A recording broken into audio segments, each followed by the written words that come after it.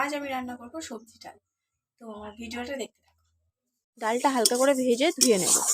আমি ডালটা ধুয়ে নিয়েছি আর কড়াইতে জল দিয়ে দিয়েছি। জলটা গরম হয়ে গিয়েছে, এবার এর মধ্যে ডালটা ঢেলে দেবো, দিয়ে নেব। এবার ডালটা সিদ্ধ করে নেব। এই ডালটা সিদ্ধ হয়ে গিয়েছে, তো এবার ডাল ঘোঁটা দিয়ে ঘেটে জল ঢেলে দিয়ে একটু ফুটে উঠলে নামিয়ে নেব। ডালটা ফুটে গিয়েছে, এবার নামিয়ে নেব। তেল দিয়ে নিয়েছি, এবার এর মধ্যে গাজর, বিন কড়াই আর মটরশুঁটি আর ফুলকপি দিয়ে ভেজে নেব। সবজিটা ভাজা হয়ে গেছে, এবার তুলে নেব। তেল দিয়ে দিয়েছি, তেলের মধ্যে শুকনো লঙ্কা, জিরে আর তেজপাতা দিয়ে দেবো। টমেটো কুচি, আদা, হলুদ গুঁড়ো দিয়ে নেড়ে নেব। এর মধ্যে ভেজে রাখা সবজিটা দিয়ে দেবো,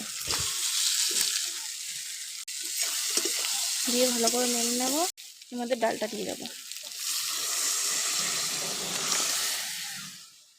লঙ্কা দিয়ে নেব।